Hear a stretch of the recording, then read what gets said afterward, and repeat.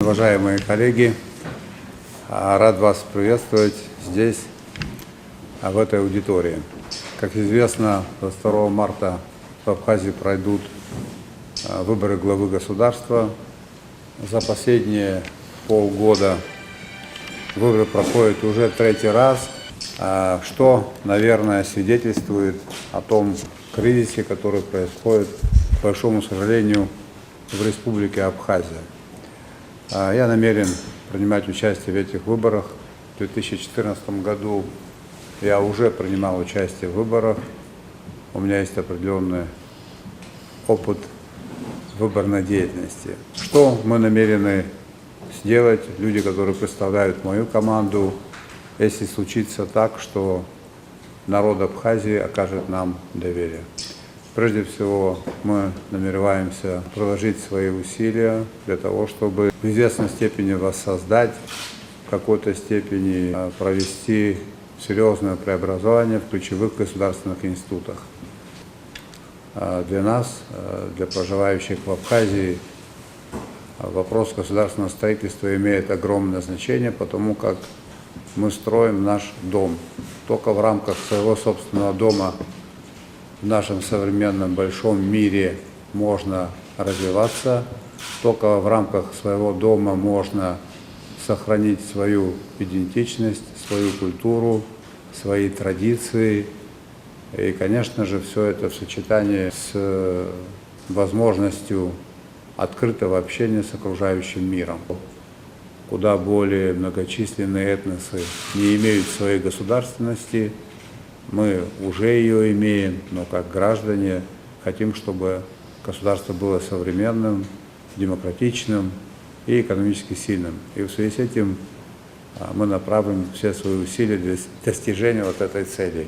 Для решения этой задачи, а конечная цель – это устойчивое развитие народа Абхазии. В Абхазии проживают представители многих национальностей. Мы намерены строить интернациональное государство, в рамках которого всем этническим группам будет предоставлена одинаковая возможность для развития и проживания. Как вы думаете, сколько будет туров? Будет ли второй тур на выборах? И кого вы считаете своим основным оппонентом на предстоящих выборах? Желательно, чтобы выборный процесс завершился в первом туре, потому как надо приступать к решению многочисленных проблем. Мне сложно оценивать шансы других кандидатов. 22 марта все будет ясно. В случае вашей победы на выборах, как будет развиваться военное сотрудничество с Россией и что ждет российскую военную базу? Что касается сотрудничества с Российской Федерацией, вы наверняка знаете, что подписано 2 межгосударственных договора в 2008 году и в ноябре 2014 года. И более 80 соглашений межправительственных, межведомственных.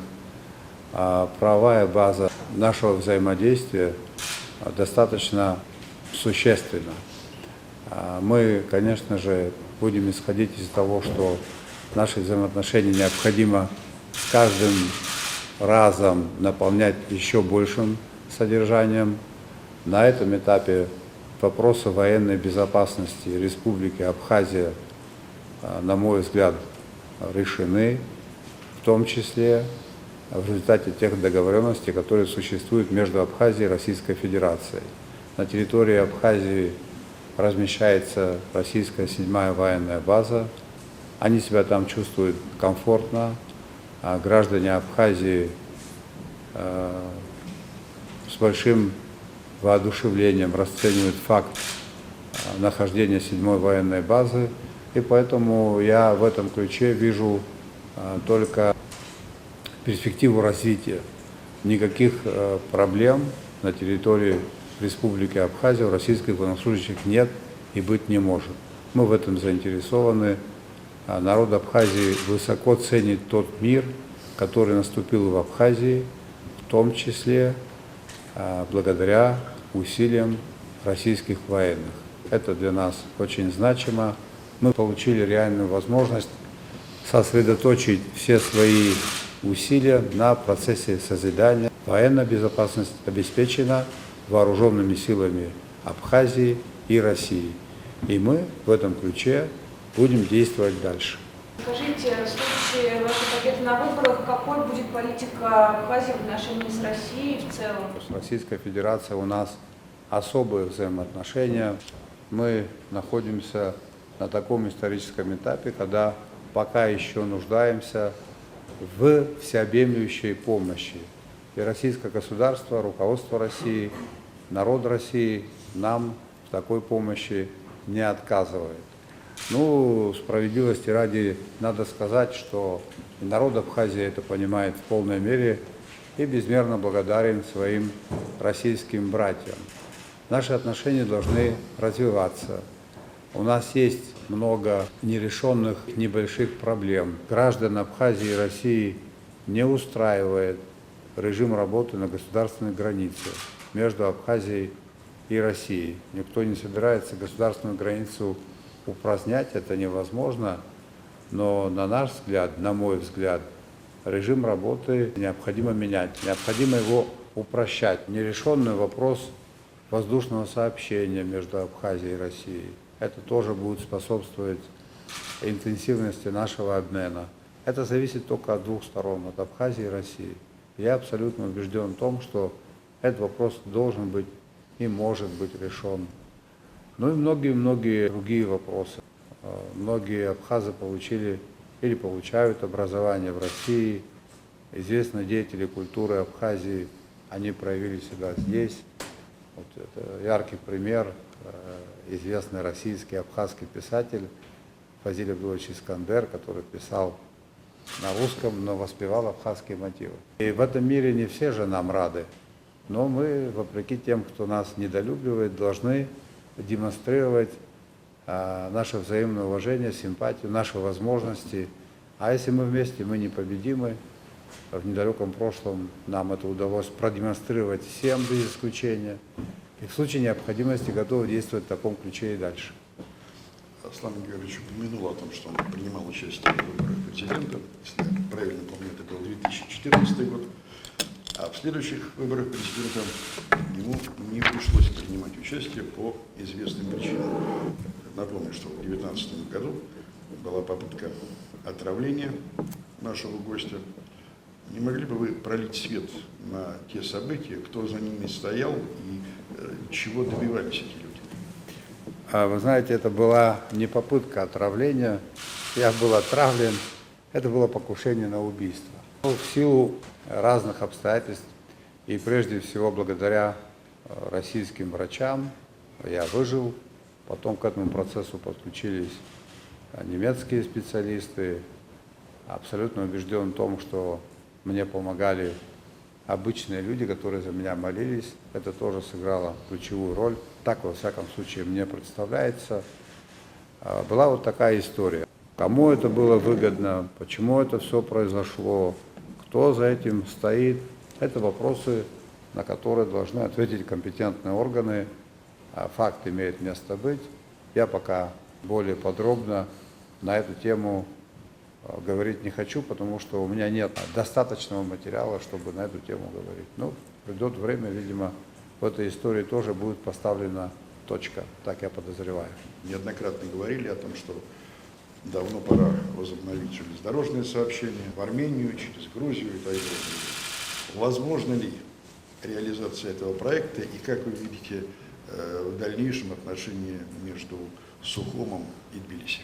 В договоре межгосударственном и от 2008 года и от 2014 года абхазская сторона берет на себя обязательство проводить скоординированную внешнеполитическую деятельность вместе с Российской Федерацией. Конечно же, все, что касается взаимодействия с Грузией, с другими государствами, мы будем проводить в интересах народа Абхазии и с учетом интересов Российской Федерации. Я так понимаю слово «координация». Теперь, что касается железнодорожного сообщения, если в этом будет заинтересована Российская Федерация, другие сопредельные государства, а мы признаем сопредельные государства, в отличие от них, то этот проект, конечно же, мог бы быть полезным. Абхазские власти сумеют обеспечить транзит и грузов, и в последующем пассажиров. Мы к этому в обязательном порядке придем. Если другие государства в этом будут заинтересованы, то железнодорожное сообщение не станет проблемой ни для кого. Мы на это дело пойдем. Что касается взаимоотношений между Грузией и Абхазией, я неоднократно об этом говорил, что вопрос государственного суверенитета Республики Абхазия, его территориальной целостности не является предметом обсуждения ни с кем вообще.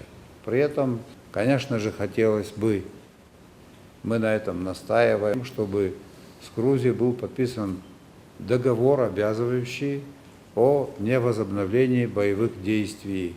Уважаемые друзья, уважаемые коллеги, небольшая предыстория. На самом деле, возможность приобретения недвижимости гражданами России в Абхазии, многими в Абхазии воспринимается не лучшим образом. Почему это происходит? Короткая история. Это все, эти опасения, все эти фобии имеют свои исторические корни. Был такой период с конца XIX века, постепенно удельный вес абхазского населения в Абхазии сокращался. Если в середине XIX века есть перепись населения, которая проводилась учреждениями того периода Российской империи, 90-95% населения Абхазии составляли абхазы, постепенно дошло до того, что в 1992 году, перед началом Отечественной войны народа Абхазии, в Абхазии проживало 17% абхазов. Был период, когда были закрыты абхазские школы, когда нельзя было говорить в государственных учреждениях на абхазском языке. Это несмотря на то, что был Советский Союз.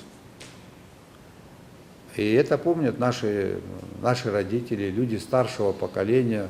Это очень некомфортно, когда ты в своем доме теряешь статус хозяина. Опасения, они берутся оттуда. Теперь новая реальность, независимое абхазское государство. Конечно же, я в частности, мы намереваемся строить, как я сказал выше, правовое государство, экономически сильное. Но в нашей Конституции, в 13 статье, наша Конституция обеспечивает фундаментальные права человека, право на жизнь, право на свободу и право на частную собственность, в том числе распоряжение своей частной собственностью. Такой момент тоже есть. Его тоже надо учитывать. Вопрос продажи недвижимости для нас, для абхазов, не только вопрос экономический, но получается, что и политический. Состояние дел в государственных институтах Абхазии сегодня таково, что процесс продажи недвижимости, он не подготовлен. К вам, как специалисту в борьбе с преступностью, как вы видите пути решения этой проблемы? Как говорил один известный абхазский государственный деятель, все заболевания, вернее, самые тяжелые заболевания в человеческом организме начинаются с головы. Также и в государственном организме тоже. Поэтому я говорил, этот комплексный вопрос, это комплексный подход в решении этого вопроса. О какой преступности мы говорим? Об организованной преступности, о преступности, которые себе позволяют чиновники. Коррупция – это самое страшное заболевание, одно из самых страшных заболеваний современности. Поэтому реформа государственного аппарата, реформа правоохранительных органов, реформа судебной системы, внесение ряда законопроектов в парламент, изменения в Уголовном кодексе, изменения в УПК. Конечно же, огромную роль в этом играют средства массовой информации. Публичные органы должны быть прозрачны. Необходимо создавать определенный информационный фон вокруг всего этого. Человек труда, интеллигент, те, которые раньше висели на доске почета, их надо возвращать обратно в наше пространство, и их надо делать героями. отдельный пакет законов, направленный на противодействие организованной преступности. Такую статью, как незаконное обогащение. Такой термин, как конфликт интересов. Понимаете, о чем идет речь, да? Если вот такой комплекс мер, плюс информационно-разъяснительная работа, я думаю, эта проблема будет решена. Немного веселый вопрос. Два последних президента Абхазии, так, слава богу, небольшими, но революциями сверху. Сколько времени есть у нового президента Абхазии после выборов, чтобы не дождаться выхода людей на улицу? И что ему надо сделать, чтобы объединить народ? Вы знаете, это вопрос для меня очень непростой. Мы приучили граждан действовать в таком ключе. В какой-то степени, в любом случае, это не есть хорошо, это очень плохо. Но такова наша действительность. Я не знаю, сколько есть времени. Я знаю, что нужно делать для того, чтобы это не случилось. Руководители Абхазии должны быть прозрачны. Все экономически значимые решения, которые принимаются, должны быть прозрачны и понятны. Надо начинать с себя. Надо каждый день реализовывать принцип равенства всех перед законом. Георгиевич, вы родились в Абхазии, вы знаете нашу ментальность. Страна у нас небольшая. Наша ложь, она долго не держится. Можно скрыть какой-то неблаговидный поступок, в течение месяца-двух это выявится. Если руководители Абхазии начнут злоупотреблять своим служебным положением и совершать незаконные действия, тогда все закончится очень быстро и печально.